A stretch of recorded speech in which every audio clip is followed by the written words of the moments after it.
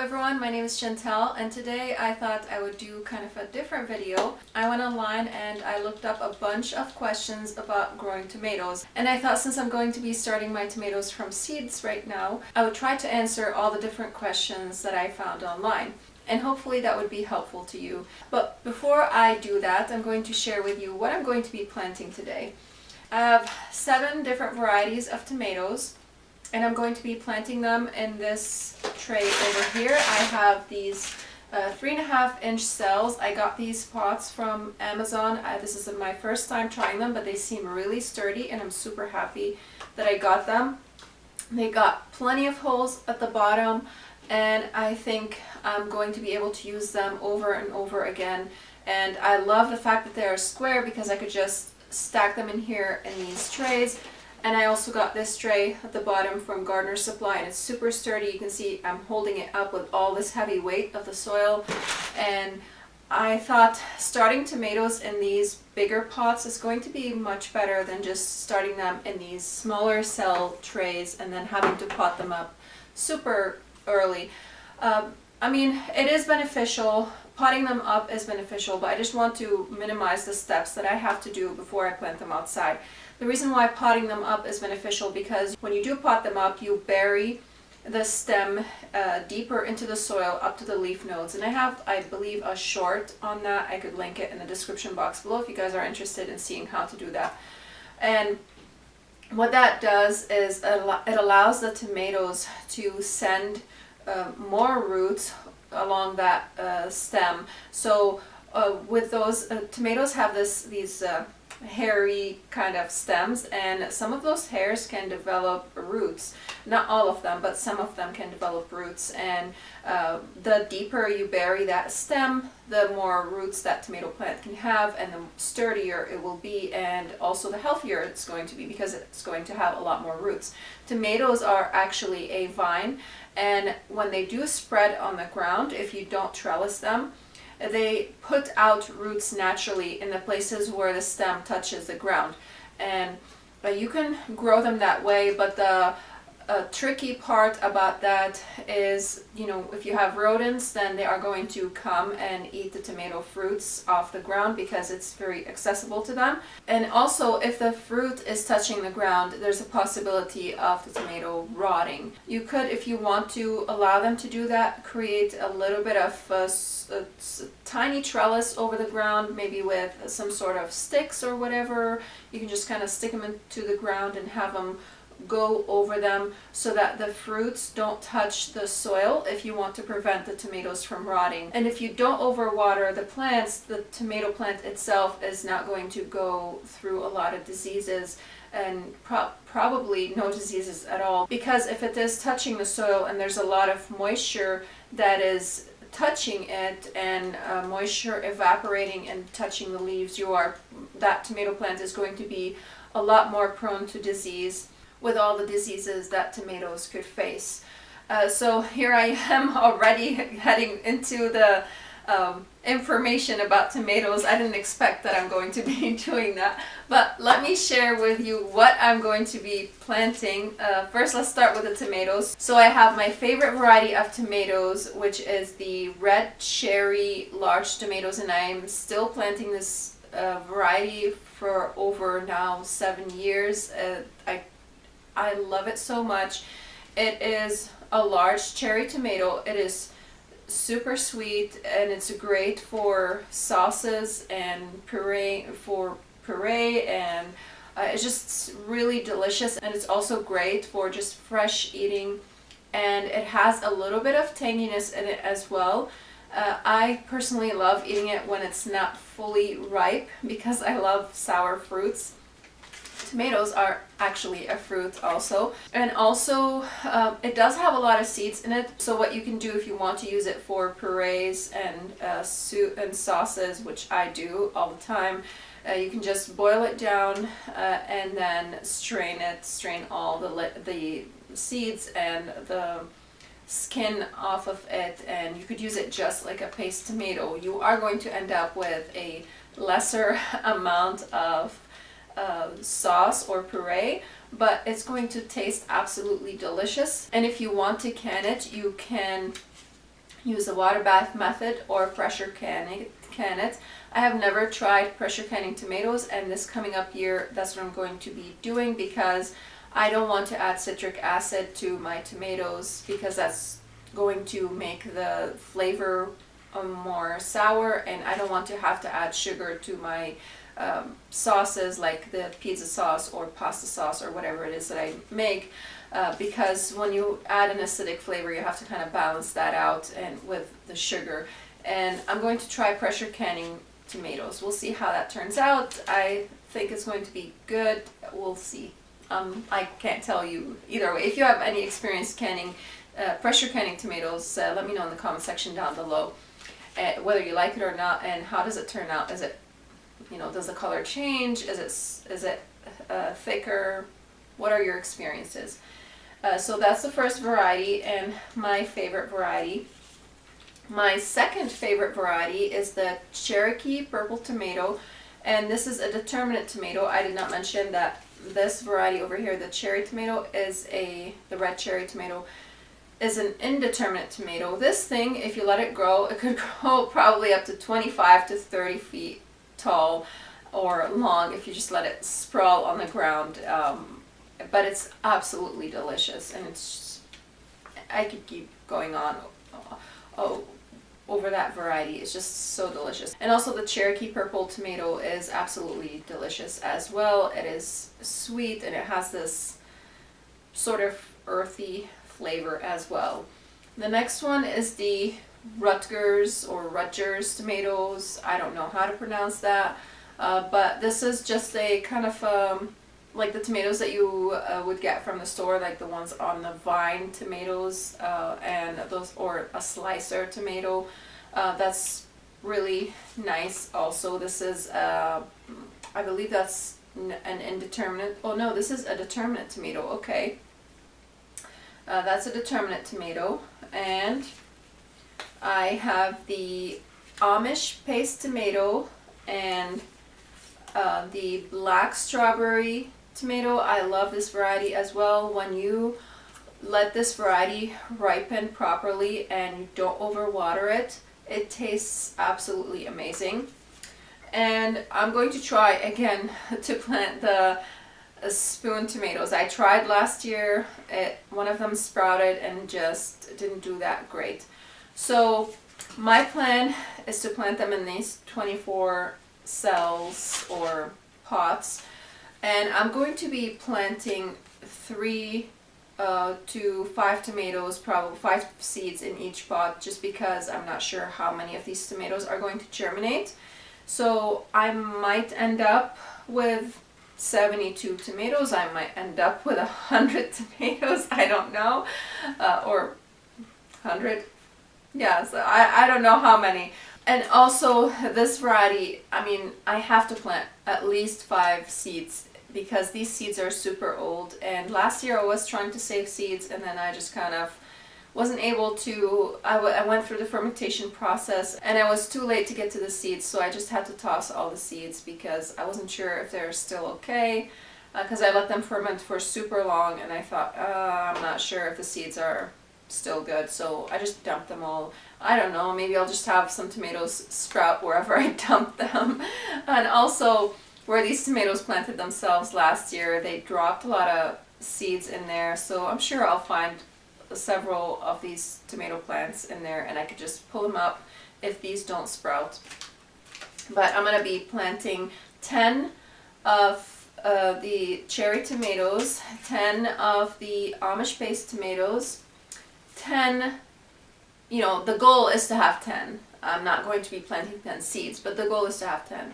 I want 10 of the Rutgers tomatoes and 10 of the Cherokee purple tomatoes and 5 of the black strawberry tomatoes and 5 of the spoon tomatoes. Do I have enough space to plant all these tomatoes? No. Why am I planting so many tomatoes? So here's my thought. I will plant as many as I can in my garden for whatever space, with whatever space that I have, and I'll stick them wherever I can. because I do can a lot of tomatoes. We use a lot of canned tomatoes, and I prefer to use the home canned tomatoes over the store-bought canned tomatoes for health reasons and also for flavor reasons. And also, I thought that if I end up with a lot of tomato plants that I cannot use, I can give them to friends and family, those who would like to plant some tomatoes. And I thought this would be fun. Why not try it and see what happens? And I'm also going to be planting some herbs, and I'm going to be planting a whole 24 cell tray of chamomile because I want to make some tea, and also of the hyssop, a whole 24 cell tray. And I'm going to be planting a tray of these herbs. It's more like both flowers and herbs together. A calendula and chia seeds, some cumin, tarragon, sage, and then I'm going to have a whole tray dedicated for basil because I have several varieties of basil. I have sweet basil, purple basil, lemon basil, Genovese basil, and for the first time I'm going to be trying out lettuce leaf basil and some Christmas basil. Well, I don't know, these Christmas basil seeds are super old. I don't know if they're going to come up, but I'm going to plant them anyways and see.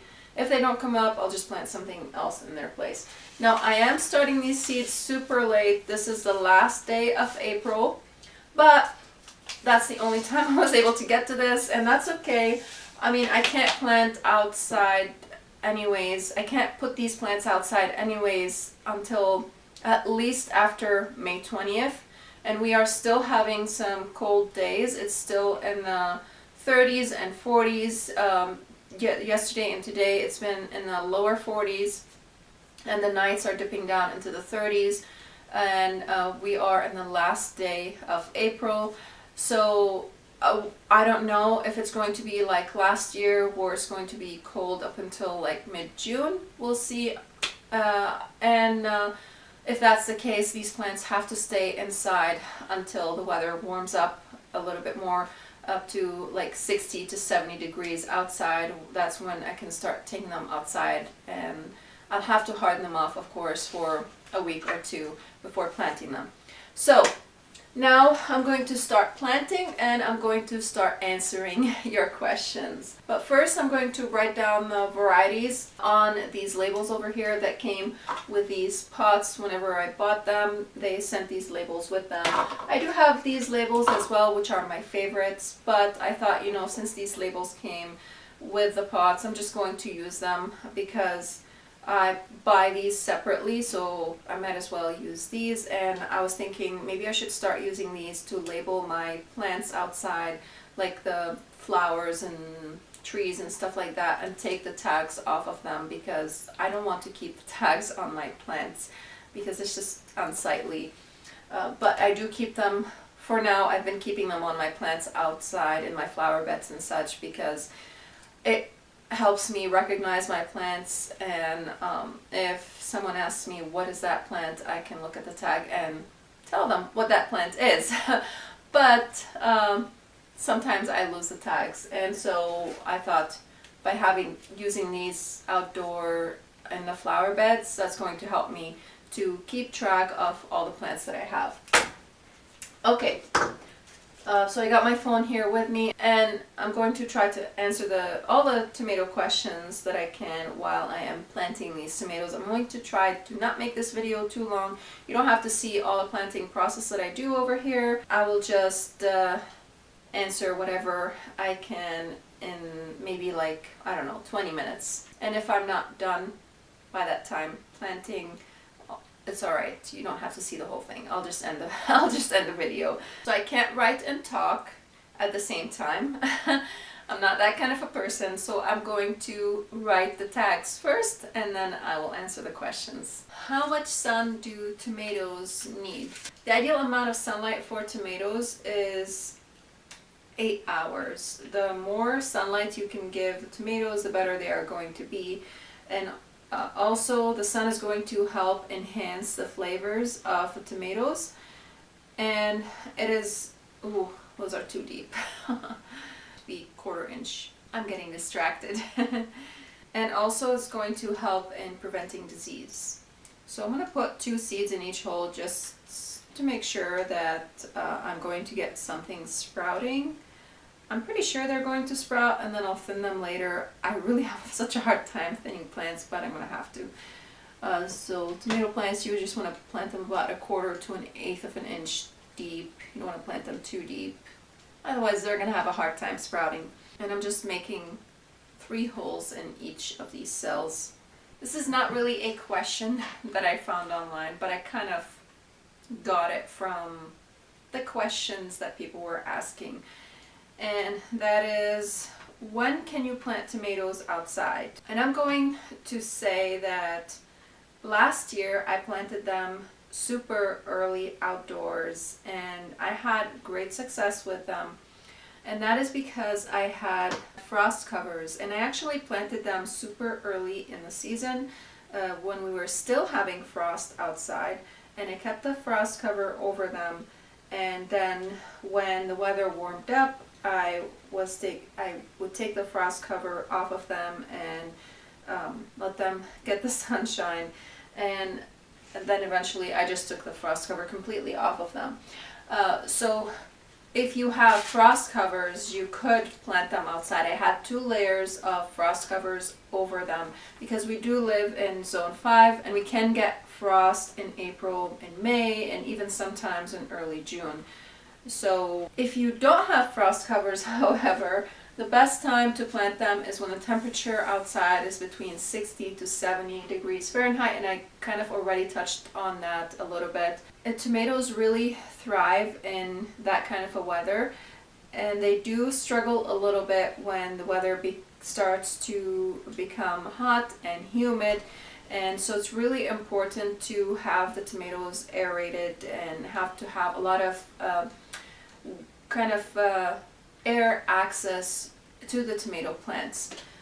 So here's a question that I just thought of that I didn't really see online, and it just kind of popped in my head, and that is, how can you prevent tomatoes from having diseases, like leaf curl and that kind of stuff? I mean, you can't always prevent it, but one way you can is by pruning the bottom leaves off of the tomato plants. And because a lot of the diseases that tomatoes get are soil borne, so like mildew and fusarium wilt, but other diseases like leaf curl, or I can't think of all the names, are a lot of them are caused actually by insects, and it's really difficult to prevent them from getting those diseases.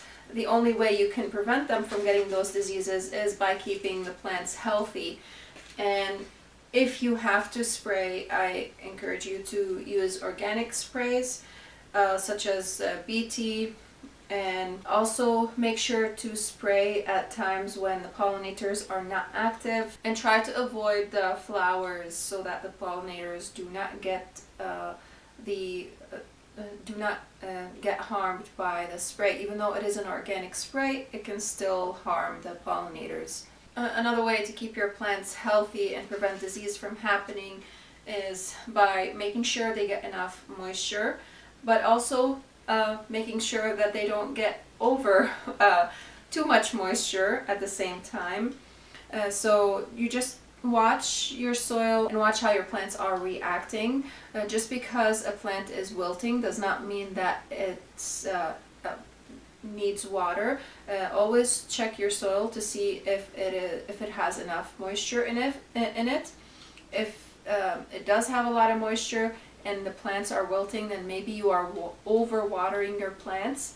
And if it doesn't have enough moisture, then you probably should water your plants. And the watering plants will vary from one area to another. If you live in a humid environment, or if you get tons of moisture, that is going to affect how you water your plants. Also, if you have mulch over the soil, or if you don't have mulch over the soil, if you don't get the same amount of sunlight as some of us do, if you planted your vegetable garden in a place where maybe it gets only 6 to 8 hours of sunlight, you probably don't need to water your plants as much as a person who has their plants planted in a place where it will get over 8 hours of sunlight. If you live in the south and you get a lot of heat, you might want to water your plants more often because that soil is going to dry out. So just, check on the soil, see how it is, check on the plants, see how their health is. And, you can use also things like diatomaceous earth as well to prevent insects. But again, you want to be careful on where you put that stuff because you don't want to harm the beneficial insects. How far into the summer can you plant tomatoes? If you have a tomatoes plant that's already started, I would say if the tomato variety has a short growing season, you might be able to grow it in mid-July, early August if you live in a short growing season. There are some tomato varieties that have really short growing season, like maybe 50 or something like that, and those are rare tomatoes, of course, but they're out there. And also, from my experience, some of my volunteer tomatoes that sprout outside, they sprout super late in May or kind of mid-June, and those do amazing. So you can plant also, later, late May or mid to late June, and you can still get some tomatoes. And the cherry tomatoes that I got last year, they planted themselves, and I got tons of harvest off of them, and I believe they came around, oops, I lost a couple seeds in there. I believe they came around mid-June for me, and they sprouted outdoors, so that means they were super tiny plants when they sprouted. Again, I got tons of harvest off of them. They were actually the variety that produced the most for me, and those were the large red cherry tomatoes. And that's why I love this variety so much, is because it is a heavy producer, and it has an amazing flavor, and really I never had any disease problems with it. Thank God, God willing, that I would never have any disease problem with it this year as well, because it is my favorite variety of tomatoes. Do tomato plants grow better in pots or in the soil? For any plant, I'm going to say in the ground is always better. Of course, that is if you have good soil. If you don't have good soil, then go ahead and plant in a pot. Until your soil gets better. You have to amend the soil, and year after year until the soil structure becomes better. But do tomato plants do good in pots? Yes. If you take care of them and provide them with the nutrients that they need, you give them regular fertilizer. My preferred method is organic fertilizer. And when they are in pots, I would suggest you first fertilize them with an organic fertilizer that is a slow release, and then throughout the season you want to fertilize them with an organic liquid fertilizer so that they could receive trying to read over here what I have, so that they could receive enough nutrients, because a lot of the nutrients will leach out of the pot when you plant them in a pot, because that pot is open. It's going to have drainage, so when the water seeps out of the pot, it's also going to take some nutrients out with it. And you have to make sure that those tomatoes are well watered, because pots will dry out a lot faster than the ground will. But you definitely can plant tomatoes in pots, and you might want to pick a variety that's not going to grow super tall, and Tomatoes don't necessarily require tons of soil, but make sure that you have a deep pot so that you can bury your tomato plant deeper into the pot, so that it will have the ability to stand stronger to the winds and would have a deeper root system. And make sure also that you have some soil beneath those roots so that the roots can continue to grow, and so that they're not touching the bottom of the pot. The more soil you have around the perimeter, it's going to allow for, the roots to grow bigger, and also for insulation. But also you want to keep in mind that if you have too much soil around that tomato plant, if you have just that tomato plant in the pot, that you might be more prone to overwatering that tomato plant, because the more soil there is, the more liquid it's going to hold on to, and that might cause your tomato plant to wilt, to rot, or to have more diseases. So I'm not able to get those seeds out of there. So I would suggest, if you have a lot of soil around your tomato plant in the pot, to maybe plant something around it as well, not just the tomato plant itself, but maybe also plant some basil around it, kind of make like a spaghetti sauce kind of container, maybe some rosemary, or some flowers beneath the tomatoes, some like marigolds or alyssum, things that will repel insects, or just pretty flowers if you want to. They don't have to necessarily be insect repellent, but it will make the pot look more beautiful, and also it's going to be beneficial either way, because it's going to bring in pollinators. Come on, seeds, get out of there. They're not coming up. Those are my last seeds up here. I'm gonna rip the bag. Hopefully I can harvest some seeds off of the strawberry tomatoes this year, because I'm out. Can you use coffee grounds on tomato plants? So supposedly coffee grounds have nitrogen, which is like 2% nitrogen. My personal opinion, better than coffee grounds, use compost and use organic fertilizer. You're going to have much better results. Also, coffee grounds are acidic, and that's going to cause your tomato plants to have a more sour flavor.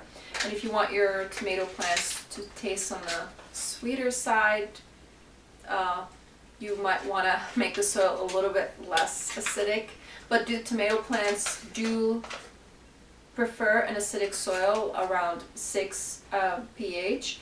And if your soil is already acidic, you're going to cause the soil to be more acidic, and that might harm your tomato plants. It might prevent it from getting the nutrients that it needs, or it might cause it to be more prone to disease.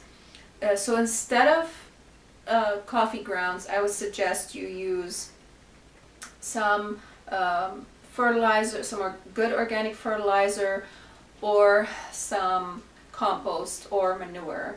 I will link the fertilizers that I use in the description box below. If you want to know what fertilizers I use, they'll be in the description box below. And I'll also probably have the links for things like the BT and the diatomaceous earth, the things that I use to prevent insects in the garden. I personally prefer to not spray, but if I have to, I do, and I don't always do it because I don't always get to it. Also, using Epsom salt on tomato plants. I don't know why people use it, but there's like this fad of people using Epsom salt on tomatoes. Epsom salt is high in magnesium, but it also has sulfur in it, and sulfur also can acidify the soil. The compound, my battery's about to die on my phone. Let me look up quickly the compound for Epsom salt, what it is, and give you the formula for it. It is magnesium, sulfur, and oxygen. So you have 1 molecule of magnesium, 1 molecule of sulfur, and 4 molecules of oxygen. They bind together and form Epsom salt. So the sulfur is an acidifier, it's a soil acidifier, and that is going to cause your soil to be more acidic. Now, if you have a high pH soil, adding Epsom salt is probably going to help you, but if you have a low pH soil, adding Epsom salt is probably not a good idea, because that's going to cause the pH of your soil to go down, causing it to be more acidic, and therefore possibly harming your tomato plants. Magnesium is one of the elements that tomatoes require to be healthy. You could do a foliar spray. You could mix it with water and spray the plants with it that way. Some of it is going to go on the ground, but you know, just don't overuse it. Are eggshells good for tomatoes? So here's the thing. I use eggshells all the time, but not because they are good for tomatoes. I use them because I want them to decompose in the soil, and if you've been watching my videos, I do the in-ground composting method, where I just put the compost directly into the beds and then I bury it with some soil, and that allows the bacteria to feed on it, and also allows the worms to feed on it, so it creates a lot of beneficial bacteria in the soil. There's the fermentation action in there, and also you end up with a lot of worm castings, so there's a lot of benefit to that. Do worms eat the eggshells? I don't know. And eggshells take a long time to decompose into the soil before they are accessible, before the nutrients are accessible for the plants. But when you do add them into the soil, you know, and it takes about, I don't know, 3 years for them to break down, maybe a little bit longer. By that time, then they will be beneficial to your plants. So if you want the calcium from eggshells, baking the eggshells and crushing them and then adding them into the soil is going to be to make the nutrients in the eggshells a lot more accessible to the plants. You can also add, if you want, bone meal, which also contains a lot of calcium. And adding organic fertilizer is also going to be beneficial, because organic fertilizer has calcium in it as well. You could add, I've seen some people add these anti-acid pills, which are basically calcium, I think. I've never used them, so I can't tell you exactly what's in them, but I believe they are full of calcium. So if you just kind of mix it with a little bit of water and then feed it to your plant, that's probably going to be more beneficial than just adding eggshells where you plant the tomatoes. But if you do my composting method, and over the years those eggshells are going to break down into the soil, and they are going to be accessible into the plants, for the plants. Of course, as I said, it's not going to be a quick access thing. You're going to, this is an investment for the soil. You are investing in your soil, you are giving it nutrients so that in the future it will give you back those nutrients, and it will give your plants those nutrients. Yay, my last tomatoes are here. Baking soda around tomatoes. The question is, why put baking soda around tomato plants? Personally, I've never used it around tomato plants. Baking soda is sodium bicarbonate, and let me again look the formula for that, and look up the formula for that, which you have sodium, hydrogen, carbon, and oxygen. So you have 1 molecule of sodium, 1 molecule of hydrogen, 1 molecule of calcium, and 3 molecules of oxygen. Sorry if I'm getting nerdy on you, but to me it's important to know what's in them, because it gives us a better understanding of what we are putting in our soil. So because there's sodium in sodium bicarbonate or baking soda, the more you add of that, the more you add of the baking soda into the soil, the more likely you are going to harm your soil and your plants. If you just put a little bit of that every now and then, it might be okay, but that sodium or salt is going to build into the soil, it's going to build up in the soil, and it's going to harm your soil. And salt is used as a like a weed killer, weed inhibitor, you know, all that stuff. And actually the Romans used to throw salt on the paths to create roads so that, that they would kill the plants.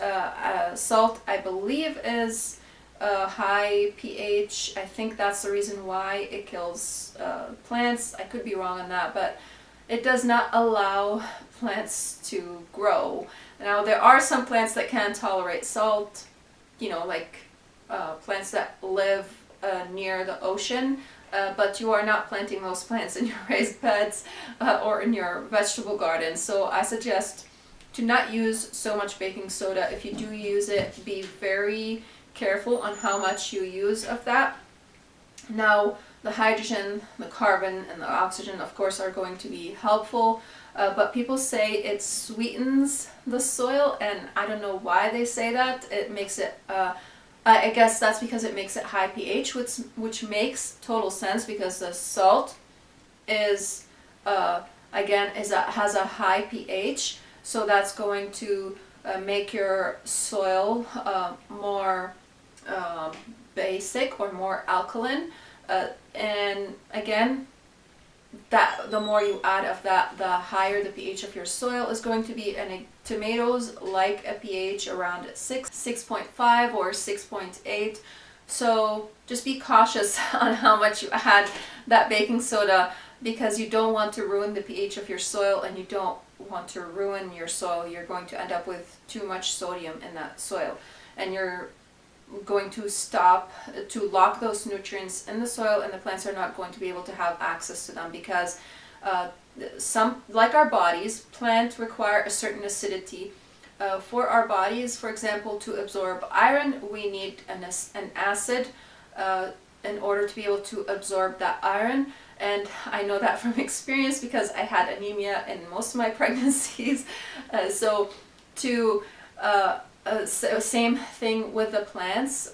They require the soil to be slightly on the acidic side in order for them to be able to absorb that iron, which is going to allow their leaves to be healthy and green. Like, for example, blueberries want a super acidic soil, which is around like 4.5 to 6, between that range. And 5, I would say, is a happy medium. And if the soil has a higher pH, those blueberries are not going to be able to access those nutrients in the soil. It's not going to be able to have access to the iron in the soil in order for the plant to be able to absorb it and to digest it.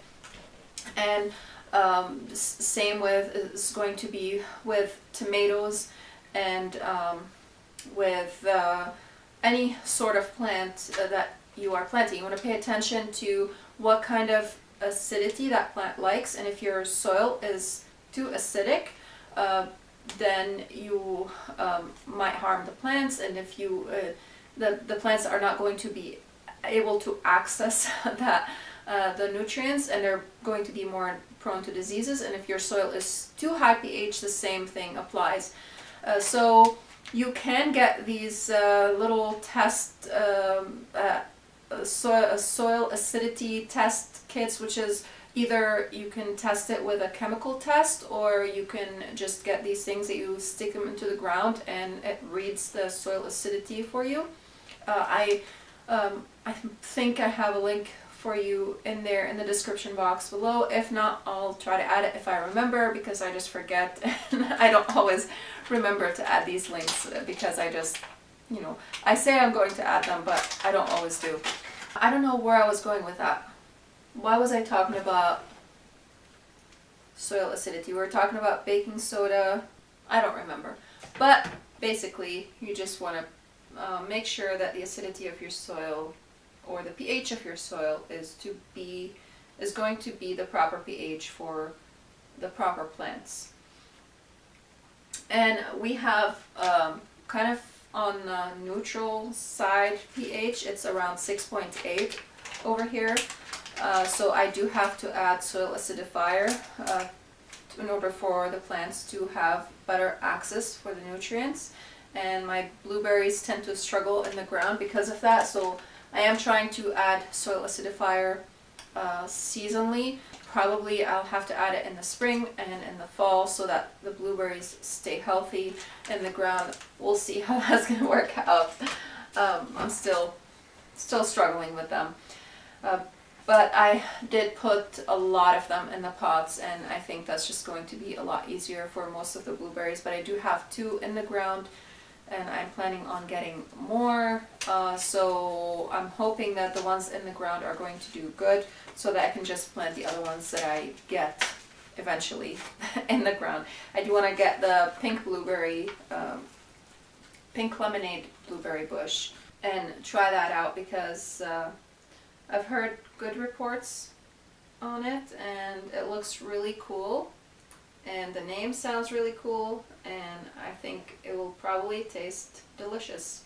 What to grow with tomatoes? You can grow a lot of things with tomatoes.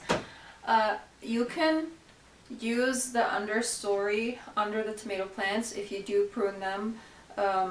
If you do prune the bottom layer, you can plant it with low growing leafy greens. You can plant it with beets. You can plant it with you can also plant basil around your tomatoes, and you can do sweet alyssum.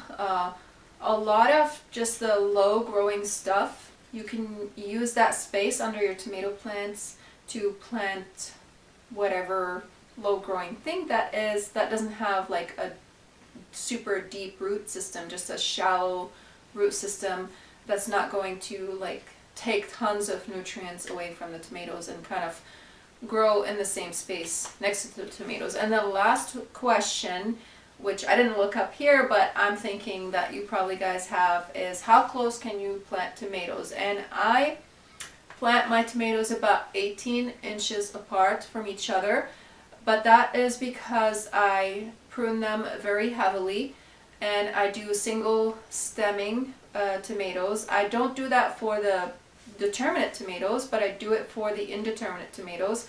Last year I wasn't able to keep up with it, so my tomatoes kind of grew wild, but they produced so much, and I wasn't able to like prune all the dead leaves and all that stuff, but they did really well with all that. And they looked terrible, but they just produced so heavily for me, and they tasted amazing. If you keep them well pruned and you prune off the suckers and all that, the extra growth, then they're going to be totally fine if you plant them 18 inches apart from each other. If you want to grow them without any pruning, then you want to give them the full space that they need, which is 3 feet apart from each other, because they do grow huge. And in that case, you probably want to use like tomato cages, which I hate personally, but you are free to use whatever you want. You can also use a trellising system, maybe some cattle panel, and trellis the tomatoes over them that way, and maybe do the Florida weave method, which I've never used, but I've seen people use. I'm thinking of maybe one day using it. I don't know if I will this year. Still a thought up in the air. I don't know if I'll ever use that. So those are all the questions about tomatoes. There's tons more to ask, of course. If you guys have any questions, you can leave them in the comment section down below, and maybe one day I might do another video on that. I also did a whole video, I think, on how to prune tomatoes and how I single stem tomatoes, and I'll leave that link in the description box below, and I'll leave it at the end of this video over here, I'll probably leave another video about tomatoes over here if I have another video. I don't know if there's another valuable tomato video for you to watch. So now I'm just going to continue planting all my herbs and such, and thank you guys so much for watching, and I'll see you again next time. Bye.